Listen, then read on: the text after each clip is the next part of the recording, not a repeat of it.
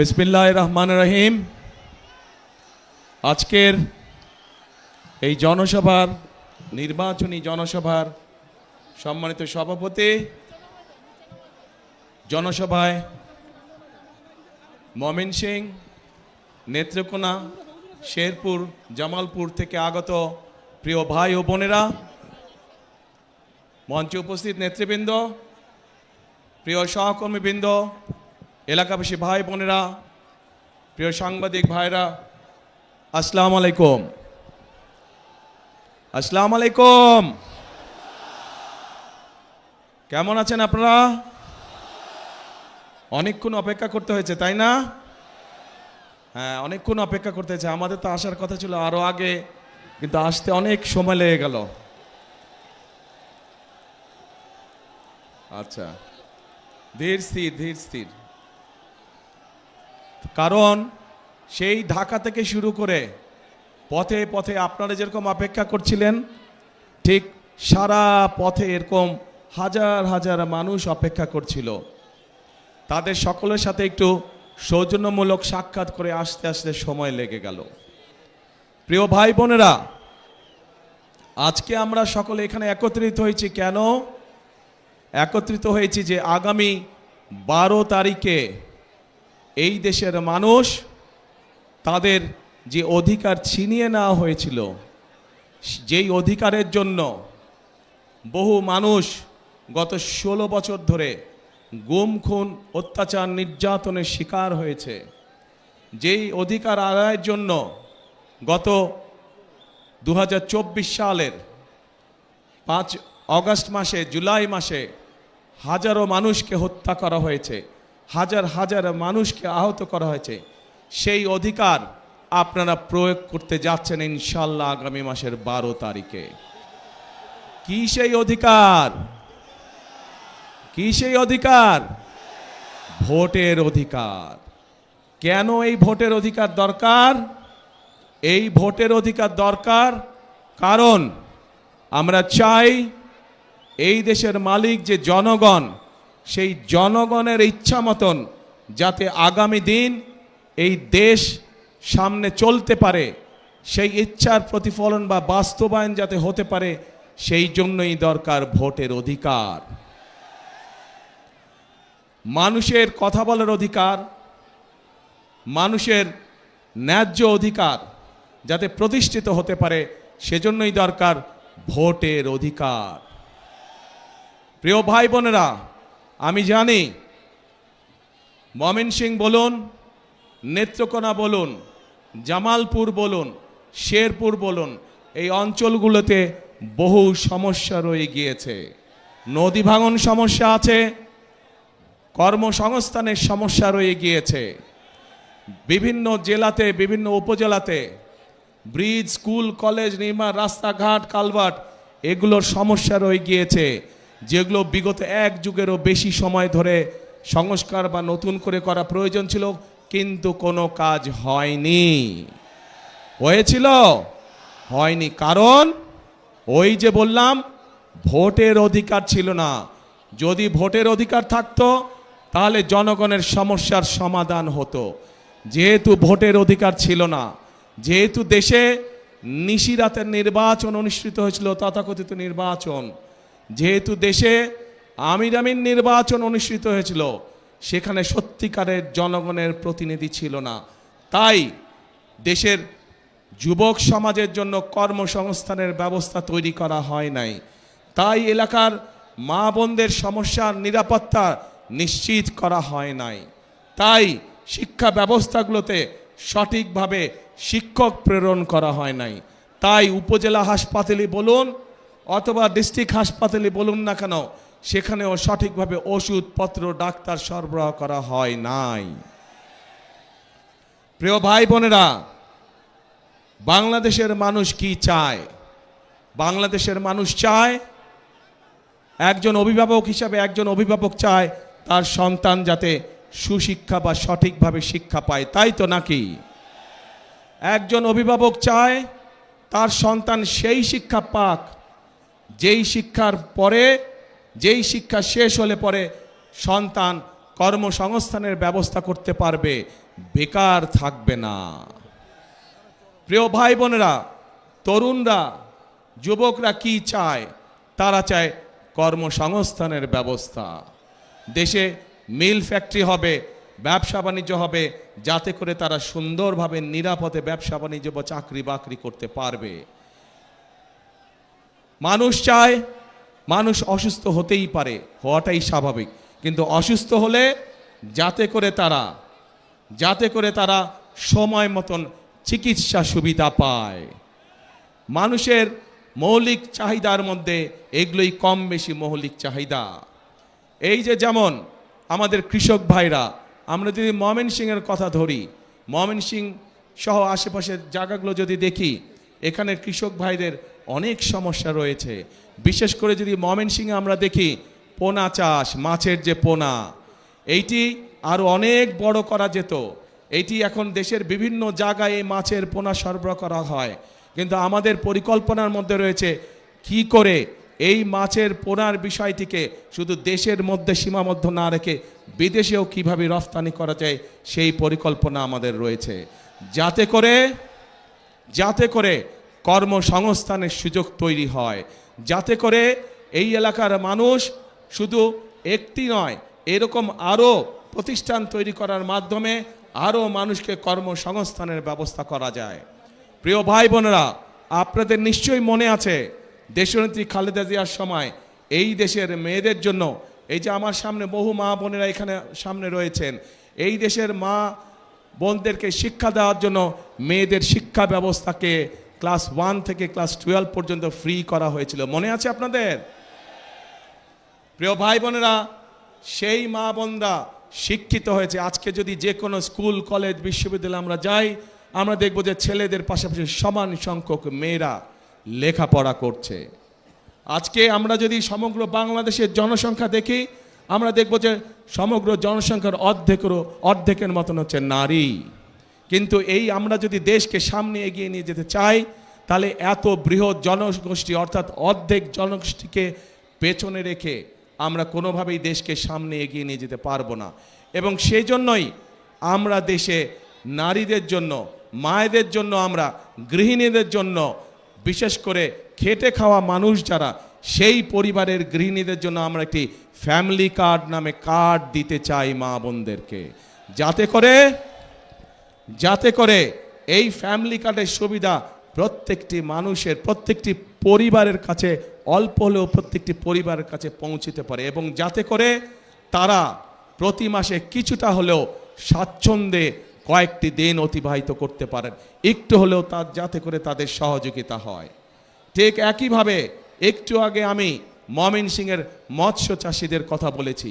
একইভাবে শুধু মৎস্য চাষি নয়, মৎস্য চাষির বাইরেও যারা ক্ষেত খামারে চাষবাস করেন, জমিতে চাষবাস করেন, এইরকম কৃষক ভাইদেরও পাশে আমরা দাঁড়াতে চাই। এবং সেজন্যই আমরা কৃষক ভাইদের জন্য কৃষক কার্ড দেবার পরিকল্পনা করছি। কৃষক কার্ড কথাটি শুনেছেন আপনারা আগে? গুড। এই কৃষক কার্ড কেন আমরা দিতে চাচ্ছি? বাংলাদেশের অধিকাংশ মানুষ কৃষির সাথে জড়িত। এই কৃষক যদি ভালো থাকে, কৃষি ভালো থাকলে বাংলাদেশের মানুষ ভালো থাকবে। সেজন্যই আমরা কৃষক ভাইদের পাশে দাঁড়াতে চাই, কৃষক ভাইদের সহযোগিতা করতে চাই। এই কৃষক কার্ডের মাধ্যমে আমরা কৃষক ভাইদের কাছে সার, তার প্রয়োজনীয় অন্তত একটি ফসলের, সমগ্রভাবে একটি ফসলের বীজ, কীটনাশক, সার আমরা পৌঁছতে চাই কৃষক ভাইদের কাছে সরাসরি, যাতে করে সেটি তাদেরকে সহযোগিতা করে ধীরে ধীরে অর্থনৈতিকভাবে মজবুত হওয়ার জন্য দৃঢ় ভিত্তির উপরে, যাতে করে তারা দাঁড়াতে পারে। প্রিয় ভাই বোনেরা, আমরা রাজনীতি করি কাদের জন্য? বাংলাদেশের মানুষের জন্য আমরা রাজনীতি করি। আজকে এই যে নির্বাচনী জনসভা, এই নির্বাচনী জনসভায় আমরা কি দেখি? অনেক দল আছে যারা এসে অন্য দল সম্পর্কে বিভিন্ন রকম কথাবার্তা বলে। শুনেছেন না আপনারা? শুনেছেন। আজকে যদি আমি এখানে দাঁড়িয়ে আপনাদের সামনে অন্য দল সম্পর্কে অন্যরকম কথা বলি, তাদের গীবত গাই, তাদের সম্পর্কে সমালোচনা করি, তাতে কি জনগণের কোনো লাভ হবে? জনগণের কোনো লাভ হবে না। কারণ জনগণ তাকেই ভোট দিবে যারা জনগণের জন্য কাজ করবে, তাই তো? এবং জনগণের জন্য যদি কাজ করতে হয় তাহলে অবশ্যই একটি রাজনৈতিক দলের পরিকল্পনা থাকতে হবে কিভাবে দেশ পরিচালনা করবে, কিভাবে কি কি কাজ করবে জনগণের জন্য, সেই পরিকল্পনাগুলো থাকতে হবে। প্রিয় ভাই বোনেরা, বিএনপি বাংলাদেশ জাতীয়তাবাদী দল হচ্ছে সেই রকম একটি দল যাদের পরিকল্পনা রয়েছে আগামী দিনে দেশকে কিভাবে পরিচালনা করবে। কারণ এই দলটিরই অতীত অভিজ্ঞতা রয়েছে কিভাবে দেশে খাদ্য উৎপাদন দ্বিগুণ করতে হয়। কারণ বিএনপি নামক দলটিরই অভিজ্ঞতা রয়েছে কিভাবে জেলায় জেলায়, উপজেলায়, গ্রাম পর্যায়ে, ইউনিয়নে রাস্তাঘাট নির্মাণ করতে হয়। কারণ বিএনপি নামক দলটিরই অভিজ্ঞতা রয়েছে কিভাবে শিক্ষার আলো এদেশের সন্তানদের কাছে পৌঁছে দিতে হয়।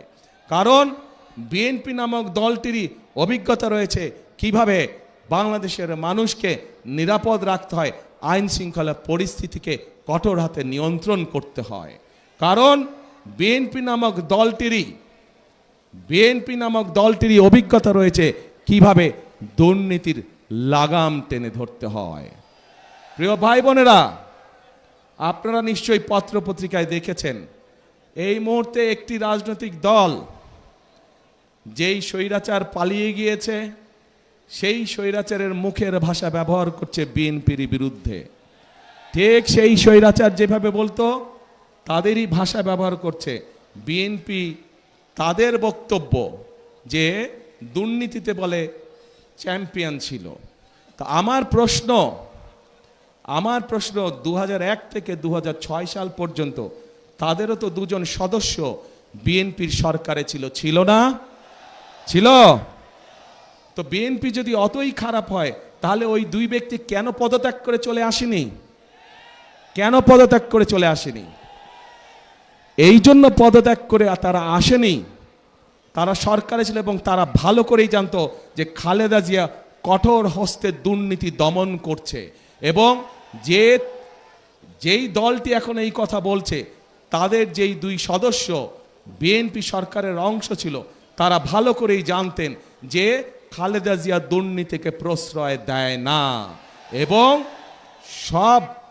সব ধরনের আন্তর্জাতিক পরিসংখ্যান বলে খালেদা জিয়ার সময় যে স্বৈরাচার পালিয়ে গেছে তার সময় দেশ দুর্নীতিতে নিম্ন গতিতে ছিল। এবং খালেদা জিয়া যখন 2001 সালে দেশ পরিচালনার দায়িত্ব পায় তখন ধীরে ধীরে বাংলাদেশ দুর্নীতির করাল গ্রাস থেকে বের হতে শুরু করলো। এবং যেই দল এই কথা বিএনপিকে এইভাবে দোষারোপ করে তাদের দুই সদস্যের প্রথম দিন থেকে শেষ দিন পর্যন্ত সরকারে থাকাই প্রমাণ করে যে নিজেরাই নিজেদের মানুষ সম্পর্কে কত বড় মিথ্যে কথা তারা বলছে। প্রিয় ভাই বোনেরা, আমরা চাই নেত্রকোনা সহ শেরপুর সহ বিভিন্ন জায়গায় মাদক সমস্যা রয়েছে। আমরা এই মাদক সমস্যার সমাধান করতে চাই, কিন্তু মাদক সমস্যার সমাধান করতে হলে কিভাবে করবেন? আপনি কিভাবে করবেন? মাদক সমস্যার সমাধানের একটি কঠিন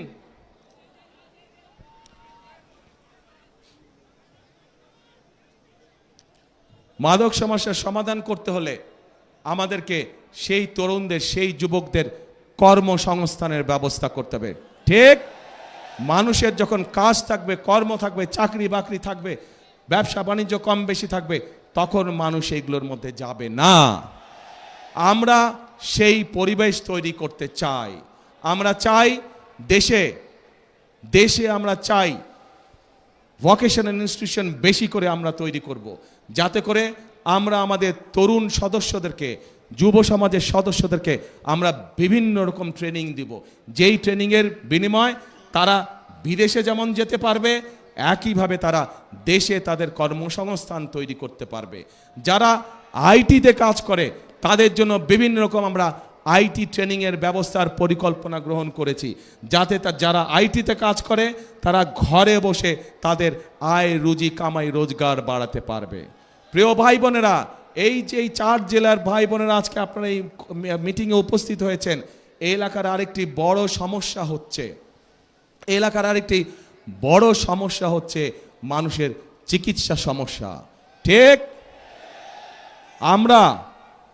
আমরা ময়মনসিংহ সহ আশেপাশের জেলাগুলোতে যেই 4 জেলার ভাই বোনেরা আজকে উপস্থিত হয়েছেন, এখানে যেরকম আমরা জেলা হসপিটালগুলোকে আরো বড় করতে চাই, একইভাবে আমরা হেলথ কেয়ারের অ্যাপয়েন্ট করতে চাই। হেলথ কেয়ারের, আপনারা পল্লী চিকিৎসকের কথা শুনেছেন? পল্লী চিকিৎসক শহীদ জিয়ার সময় ছিল, যারা গ্রামে গ্রামে ঘরে ঘরে মানুষকে গিয়ে চিকিৎসা দিত, ছোটোখাটো রোগ বলে অসুখ বিসুখ তারা সেখানে চিকিৎসা দিত। আমরা ঠিক একইভাবে বিশেষ করে যে মা বোনেরা আছেন তাদের চিকিৎসার অনেক সমস্যা হয়, শিশুরা এবং মা বোনদের অনেক সময় তারা হাসপাতালে যেতে পারে না। আমরা চাই এই মা বোনদেরকে সুচিকিৎসা দেওয়ার জন্য, আমরা চাই মা বোনেরা সহ শিশুরা যেন ঘরে বসে চিকিৎসা পেতে পারে, ছোটোখাটো অসুখ বিসুখের চিকিৎসা যাতে তারা সেই সেবা যাতে, সেই জন্যই আমরা চিকিৎসা ব্যবস্থাকে উন্নত করতে চাই। চিকিৎসা ব্যবস্থা আমরা হেলথ কেয়ারার নিযুক্ত করার মাধ্যমে চিকিৎসা ব্যবস্থা আমরা তাদের ঘরে ঘরে পৌঁছে দিতে চাই। প্রিয় ভাই বোনেরা, এই ময়মনসিংহ জেলা একটি অন্যতম কৃষি প্রধান এলাকা। আমাদের এখানে একসময় অনেক খাল বিল ছিল না আগে? এই খাল বিলগুলো সব ভরাট হয়ে গিয়েছে। এই খালগুলোকে আমরা পুনর্খনন করতে চাই, এই খালগুলোকে আমরা পুনর্খনন করতে চাই। আবার এখন এই খাল পুনর্খনন করার জন্য কে কে কোদাল হাতে নেবেন? সারা জেলায় খাল পুনর্খনন কে কে কোদাল হাতে নেবেন? আমি কিন্তু থাকবো সেদিন আপনাদের সাথে, ঠিক তো? ইনশাআল্লাহ। তাহলে আমরা খাল খনন করব। তো এখন প্রিয় ভাই বোনেরা, এই যে সংক্ষেপে আপনাদের সামনে আমি কতগুলো কথা বললাম, আপনারা কি মনে করেন যদি এই কাজগুলো করতে আমরা কম বেশি সক্ষম হই, ইনশাল্লাহ 12 তারিখে আপনারা ধানের শীষকে ভোট দিয়ে জয়যুক্ত করলে, ইনশাল্লাহ 12 তারিখে বিএনপি সরকার গঠন করলে, এই যেই কথাগুলো আপনাদের বললাম, ফ্যামিলি কার্ডের কথা বললাম, কৃষক কার্ডের কথা বললাম, স্বাস্থ্যের কথা বললাম, শিক্ষার কথা বললাম, তরুণ বেকারদের মাদক সমস্যা দূর করার জন্য কর্মসংস্থান ব্যবস্থার কথা বললাম, এই কাজগুলো যদি করা হয়, আপনারা কি মনে করেন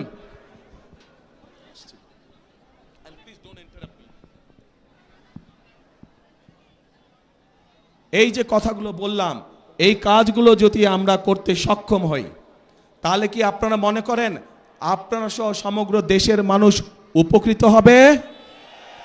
কে কে মনে করেন উপকৃত হবে? সবাই মনে করেন? তাহলে আপনারা কি চান আমরা এই কাজটা করি, এই কাজগুলো করি? কারা কারা চান যে বিএনপি এই কাজগুলো করুক? যেই কাজগুলোর কথা বললাম সবাই চান? ঠিক আছে, ধন্যবাদ। এবার আমার একটা জিজ্ঞাসা আপনাদের কাছে। আপনারা তো এতক্ষণ আমাকে জিজ্ঞাসা করলেন যে ভাই ধানের শীষে তো ভোট দিব, কিন্তু বিএনপি কি করবে আমাদের জন্য, এটাই তো আপনাদের জিজ্ঞাসা ছিল আমার কাছে, তাই না? তা আমি তো বললাম বিএনপি ইনশাল্লাহ সরকার গঠন করলে আমরা কি কি করব বললাম না এতক্ষণ? সংক্ষেপে বলছি আরো অনেক কাজ আছে, আরো অনেক কাজ করব আমরা ইনশাল্লাহ, তবে সংক্ষেপে বললাম আপনাদের কাছে। এখন আমার একটা জিজ্ঞাসা আছে আপনাদের কাছে। আপনারা যে বললেন এই কাজগুলো করলে আপনাদের উপকার হবে, কিন্তু তার আগে তো ভাই আপনাদেরকে একটা কাজ করতে হবে। কি সেই কাজটা বলেন তো? শুনি না। ইয়েস, 12 তারিখে ধানের শীষকে জয়যুক্ত করতে হবে। এই 24 জন দাঁড়ান তো, ওখানে দাঁড়ান, 24 জন দাঁড়ান, ওখানেই দাঁড়ান, আপনারা ওখানেই দাঁড়ান, লাইন করে দাঁড়ান, ধাক্কা ধাক্কি করো না, ধাক্কা দিয়ে করছো না, লাইন করো না, জাস্ট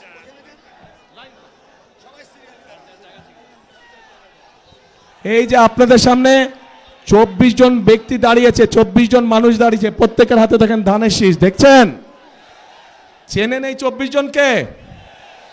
এই 24 জনকে দায়িত্ব দিয়ে গেলাম এই 4 জেলার উন্নয়ন করার জন্য। তাদের হাতে ধানের শীষ দিয়ে তাদেরকে আমি দায়িত্ব দিয়েছি। এখন আপনারা আপনাদের দায়িত্ব বুঝে নিতে হবে তাদের কাছ থেকে, পারবেন? তাহলে 12 তারিখে পরিকল্পনা কি আপনাদের? ধানের শীষে ভোট দিতে হবে। বসেন নেতৃবৃন্দ, এরা সবাই হচ্ছে ধানের শীষের লোক। এদেরকে জিতিয়ে আনতে পারলে আমরা ওই কাজগুলো সব করতে পারবো, জিতিয়ে আনতে পারলে আমরা ওই কাজগুলো সব করতে পারবো। কিন্তু এদেরকে জিতাতে হলে আপনাদেরকে এগিয়ে আসতে হবে। আপনারা এগিয়ে আসলে ধানের শীষ জিতবে। আপনারা এগিয়ে আসলে ধানের শীষের পরিকল্পনাগুলো সব জনগণের জন্য বাস্তবায়িত হবে, দেশের মানুষের জন্য বাস্তবায়িত হবে। প্রিয় ভাই বোনেরা, আরেকটি পরিকল্পনার কথা আপনাদেরকে বলতে চাই। নারীদের কথা বলেছি, কৃষকদের কথা বলেছি, শিশুদের কথা বলেছি, তরুণদের কথা বলেছি, যুবকদের কথা বলেছি।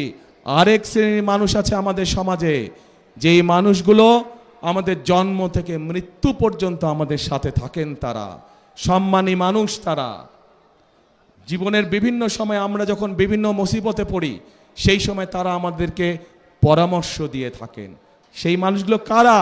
সেই মানুষগুলো হচ্ছে আমাদের বিভিন্ন মসজিদ, বিভিন্ন মাদ্রাসার ইমাম সাহেবরা, খতিব সাহেবরা, মুয়াজ্জিম সাহেবরা। আমরা এই সম্মানী মানুষগুলোর জন্য ইনশাল্লাহ বিএনপি সরকার গঠন করলে পর্যায়ক্রমিকভাবে সারা দেশে বিভিন্ন মসজিদ মাদ্রাসার ইমাম সাহেব, খতিব সাহেব যারা আছেন, মুয়াজ্জিম সাহেব আছেন, তাদেরকে আমরা সম্মানী দিতে চাই সরকারের পক্ষ থেকে, যাতে করে তারা সম্মানের সাথে জীবন যাপন করতে পারেন। শুধু তাই নয়, একই সাথে আমরা তাদেরকে বিভিন্ন রকম ট্রেনিং দিব, যাতে করে তারা ভালোভাবে জীবন যাপন করতে পারেন। এই পরিকল্পনা ভালো লেগেছে আপনাদের কাছে? ইনশাল্লাহ। তো এখন ভাই বোনেরা, 12 তারিখে তো আপনারা কি করবেন? হ্যাঁ, ধানের শীষে ভোট দিবেন। যাবেনটা কখন? ভোট দিতে কয়টার সময় যাবেন? দুপুর 12টায়? ও, দুপুর 11টায়? সকাল 9টায়? তো কখন? হ্যাঁ, তাহাজ্জুদের নামাজ পড়তে উঠবেন ওই দিন। আল্লাহর কাছে রহমত চাইবেন যে যাতে সারা দেশের ধানের শীষ জয়যুক্ত হতে পারে। এই রহমত চাইবেন আল্লাহর কাছে। তারপরে এলাকার মানুষকে সাথে নিয়ে আপনি মুসলমান হলে তাহাজ্জুদ পড়বেন, আপনার অন্য ধর্মের ভাই বোন যারা আছে তাহাজ্জুদ পড়ে বের হবেন, তাদেরকে সাথে নিয়ে যাবেন। গিয়ে তারা তাদের ধর্মীয় আচার অনুষ্ঠান ভোরবেলায় যেটা থাকে সেটা তারা করবে। পাশে আপনারা মুসলমান যারা ফজরের জামাত আদায় করবেন, যার যার যেই ভোট কেন্দ্র, ভোট কেন্দ্রের সামনে, ঠিক আছে? করে লাইন দিয়ে দাঁড়াবেন। ভোট শুরু হবে, সাথে সাথে ভোট দেওয়া ইনশাল্লাহ শুরু করবেন। কিন্তু ভোট দিয়ে সাথে সাথে চলে আসলে চলবে না। কি করা লাগবে? থাকতে হবে, কড়ায় গন্ডায় বুঝে নিয়ে আসতে হবে। কেন এই কথাটা বললাম? বহু বছর হয়ে গেছে আমরা তো ভোট দেবার সুযোগ পাইনি, তাই না? যেহেতু আমরা ভোট দেবার সুযোগ পাইনি, এর আগে আমাদের ভোট বিভিন্ন জন বিভিন্নভাবে লুটপাট করে নিয়ে গিয়েছে। এবার সেই জন্য আমাদেরকে সজাগ থাকতে হবে, যাতে কেউ আমাদের ভোট লুটপাট করে নিয়ে যেতে না পারে। পারবেন তো পাহারা দিয়ে সতর্ক থাকতে? ইনশাল্লাহ। তাহলে প্রিয় ভাই বোনেরা, আরেকটি গুরুত্বপূর্ণ কথা, 1971 সালে যুদ্ধ হয়েছিল। এখানে যারা ইয়াং আছেন তারা, আপনারা তরুণ যুবক যারা আছেন তারা আপনারা বইয়ে খাতায় পড়েছেন। মুরব্বী যারা আছেন, আমাদের বয়সী যারা আছেন, তারা দেখেছেন বা জানেন সেই যুদ্ধে দেশের স্বাধীনতা অর্জিত হয়েছিল। সেই যুদ্ধে বহু মানুষ শহীদ হয়েছিল। প্রিয় ভাই বোনেরা, পরবর্তীতে এই 2024 সালের 5ই আগস্ট সেই স্বাধীনতাকে রক্ষা করেছে এই দেশেরই ছাত্র জনতা সহ সমাজের সকল শ্রেণী পেশার মানুষ। প্রিয় ভাই বোনেরা, সে 71 সালের যুদ্ধই হোক, 24-এর আন্দোলনই হোক, কে পাহাড়ি মানুষ, কে সমতলের মানুষ, কে নৃগোত্রী মানুষ, অথবা কে বৃহৎ জনগোষ্ঠীর মানুষ, এটি কিন্তু কেউ দেখেনি। রাজপথে সবাই পাশাপাশি আন্দোলন করেছে। 71 সালের যুদ্ধের মাঠে সবাই একসাথে যুদ্ধ করেছে। কে মুসলমান, কে বৌদ্ধ, কে খ্রিস্টান, কে অন্য ধর্মের মানুষ, কেউ দেখে নাই। কাজেই এইবারও 12 তারিখের নির্বাচনে আমাদের সকলকে একসাথে থাকতে হবে, ধর্ম বর্ণ নির্বিশেষে আমাদেরকে একসাথে থাকতে হবে। কারণ আমরা যদি একসাথে থাকি, আমরা যেভাবে স্বাধীনতা অর্জন করেছি, আমরা যদি একসাথে থাকি, বাংলাদেশ, আবার বলে করব কাজ সবার আগে বাংলাদেশ। প্রিয় ভাই বোনেরা, মনে রাখতে হবে, আমরা ঐক্যবদ্ধ থাকলেই বাংলাদেশ এগিয়ে যাবে। আমরা ঐক্যবদ্ধ থাকলেই আমাদের প্রত্যাশিত বাংলাদেশ গড়ে তুলতে পারবো। আমরা ঐক্যবদ্ধ থাকলেই জনগণের শাসন কায়েম করা সম্ভব হবে। আমরা ঐক্যবদ্ধ থাকলেই জনগণের প্রতি জবাবদিহিতা নিশ্চিত করা সম্ভব হবে। কাজে আসুন, আমাদের আজকের এই নির্বাচনী জনসভার শপথ হোক, আমরা এই বাংলাদেশকে জনগণের বাংলাদেশে পরিণত করব। আমরা এই বাংলাদেশকে জনগণের কাঙ্ক্ষিত বাংলাদেশে রূপান্তরিত করব। শেষ কথার এক কথা, করব কাজ, গর্ব দেশ, সবার আগে বাংলাদেশ। আল্লাহ হাফেজ। বাংলাদেশ জিন্দাবাদ, বাংলাদেশ জাতীয়তাবাদী জিন্দাবাদ। আপনাদের সাথে আবার 12 তারিখের পরে দেখা হবে। কোথায় দেখা হবে?